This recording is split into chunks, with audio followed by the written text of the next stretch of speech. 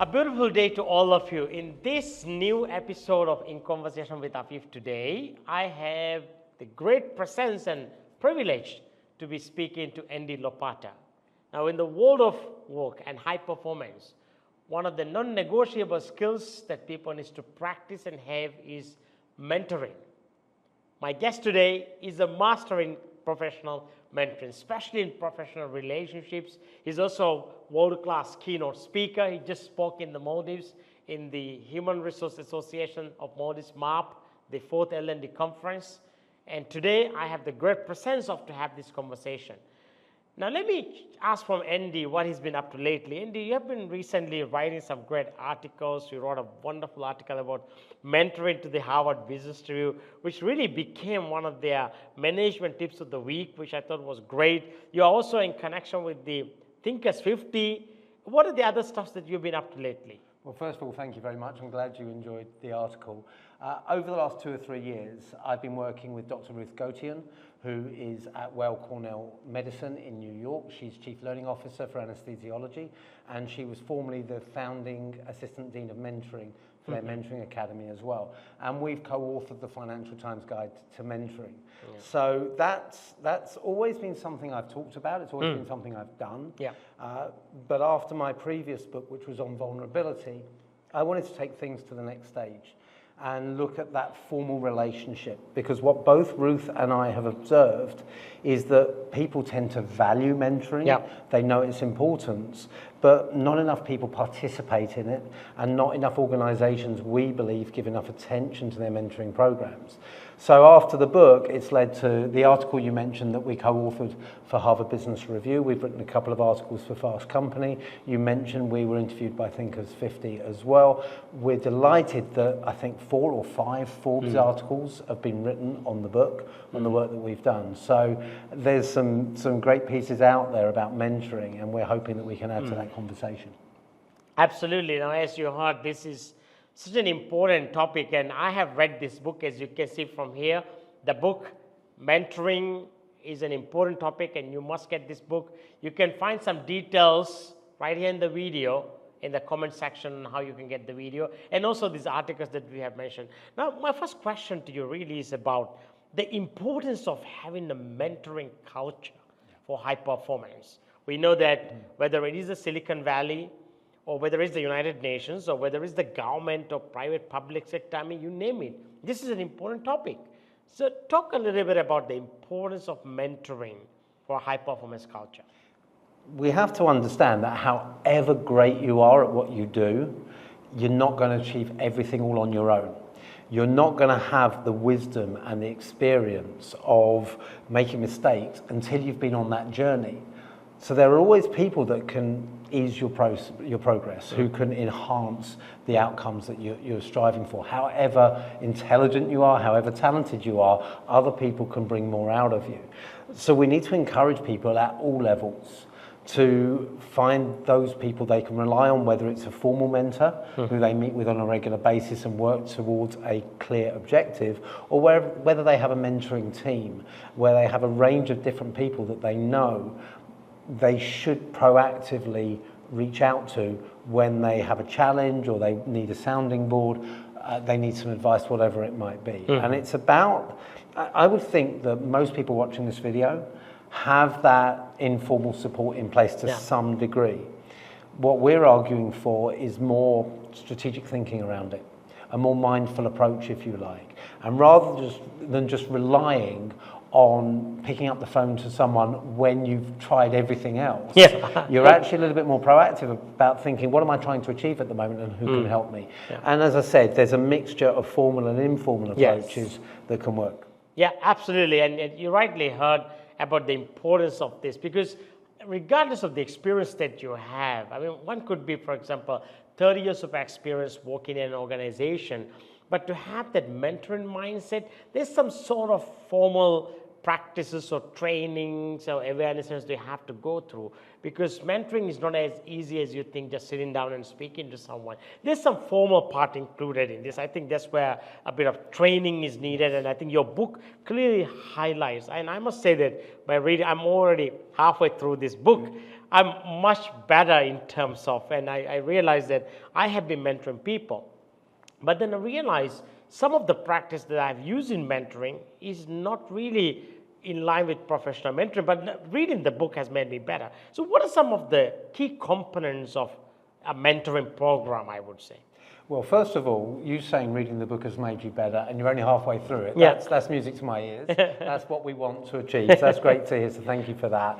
Key components of a mentoring program is number one, we need to move beyond the basics of matching people based on needs and experience. Now, that's obviously an important part of it, but we've got to think more broadly about how well are people going to gel in a mentoring relationship if it's going to be sustainable long term.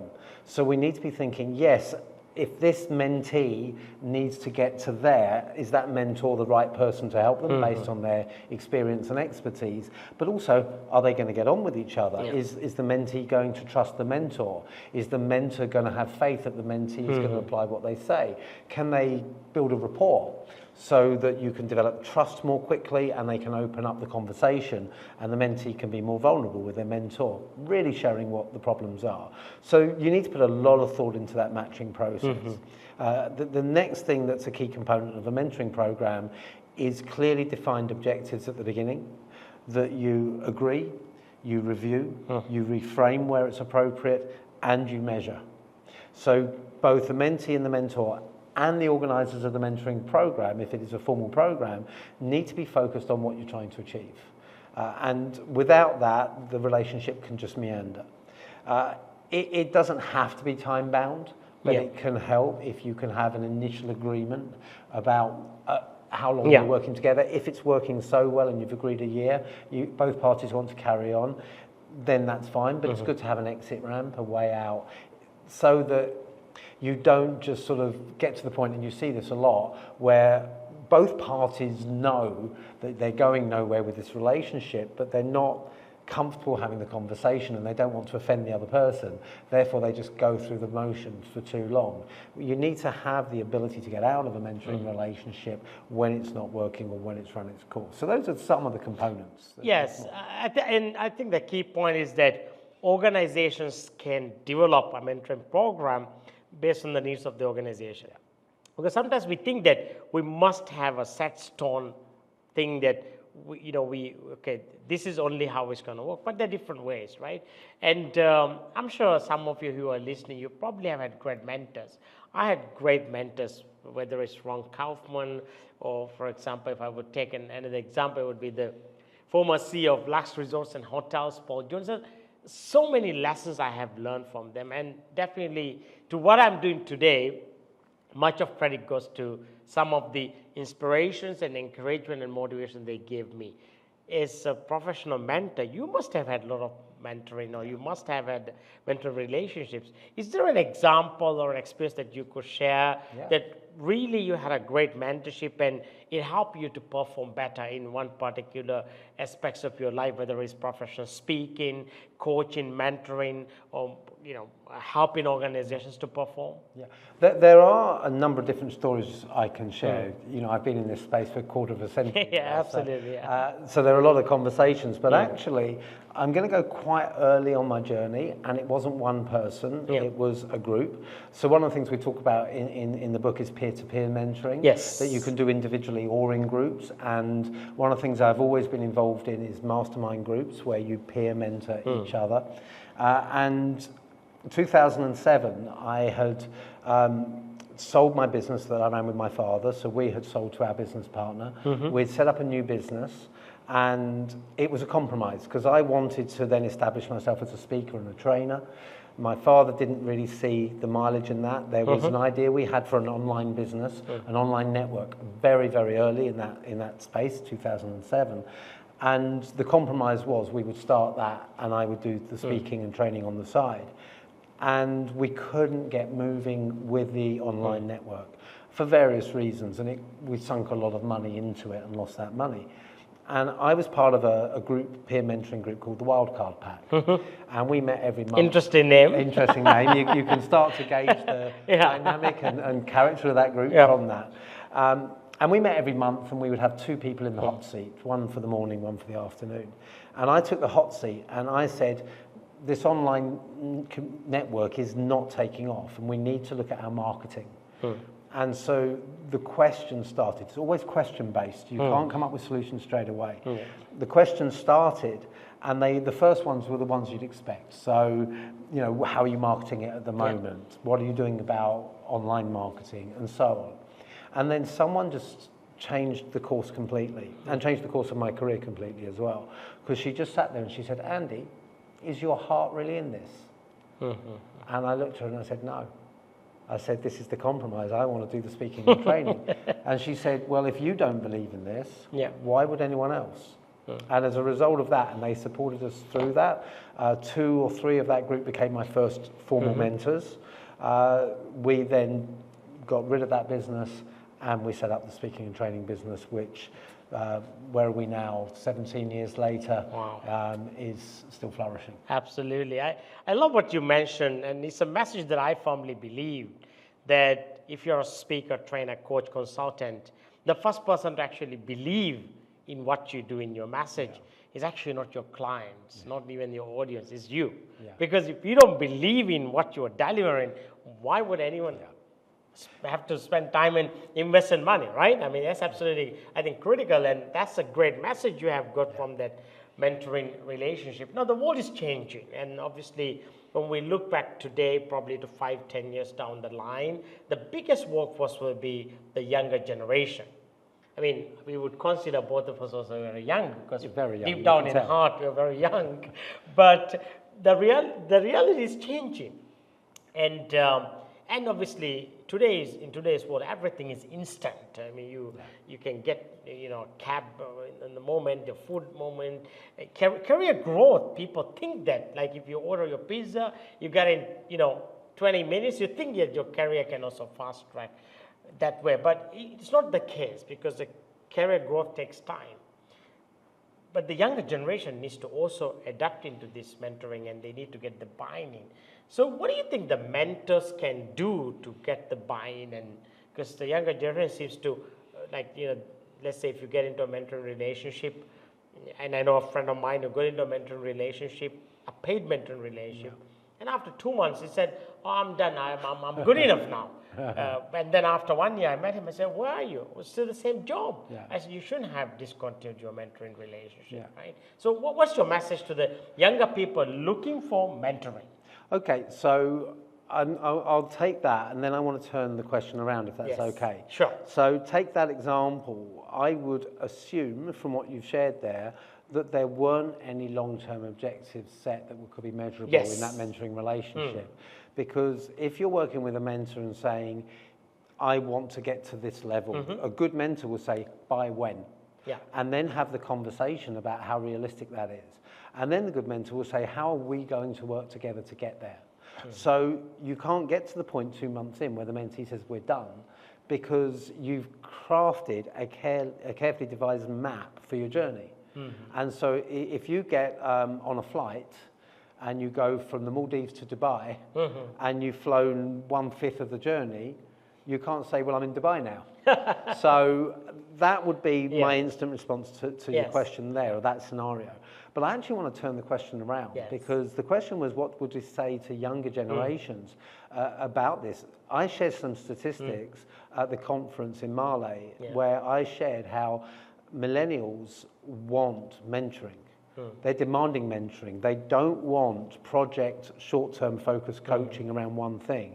They want lifelong learning. They expect their manager and their supervisor to be interested in them as a person and interested in their success. So I think the appetite is there for that mentoring. I think that a good mentor will have honest conversations with their mentee when they built the rapport that allows them to do so, and they can challenge them. But if you are a Gen X or an older millennial mentor working with a younger mentee, you need to understand at what point you can push, at what point you can challenge. You need to earn that trust, but you also need to listen to learn. And so the mentor should always say, okay, this is how I see the world. your generation sees the world differently. Let's explore rather than listen to me. This is the world, the way the world is. But I think the younger generations have the appetite for mentoring. I think they have the appetite to learn. And I want to pick up on something you said earlier as well, because you talked about what's in it for the organisation that runs the mentoring programme. And it's one of the things I shared yesterday in the session that we ran with your team here. The organisations need to look at their culture. And we need to move from saying, am I going to invest in that staff member because it serves us, to I recognise now that the world has changed, jobs for life barely exist anymore, and I can't say I'm not going to invest in you because you're going to move on, because millennials and Gen Zs want to move on in 2 years. So we've now got a social responsibility under an abundance mentality to invest in staff even if they're going to leave, in the hope that A, the people we attract will have been invested in elsewhere, and B, when people do leave, A, they might actually stay for longer if you invest in them, and I shared stats to back that up, but if they do leave, they're going to talk about the organisation as a great place to work.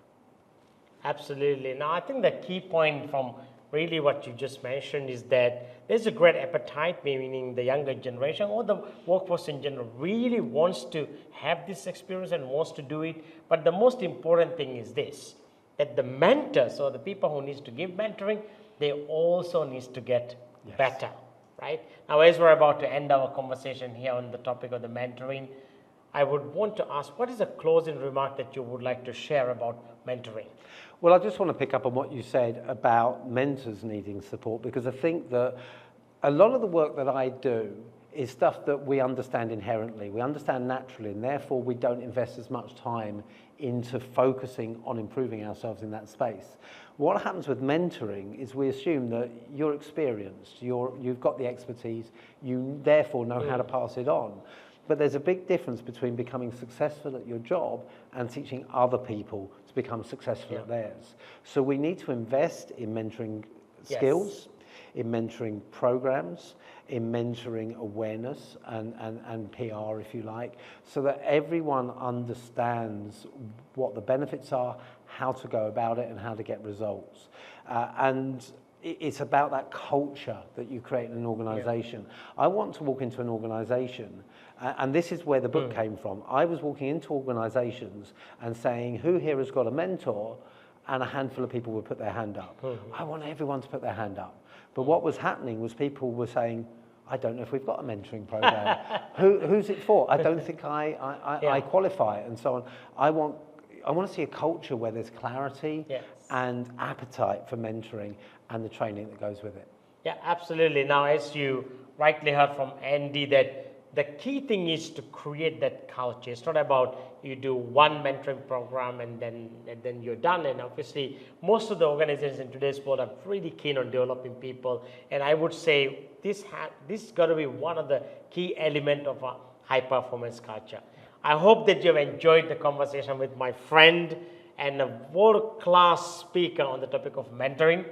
And we hope that we have added value to you wherever you are listening from this video. Have a lovely day and see you again in a new episode of In Conversation with Afeef. Thank you.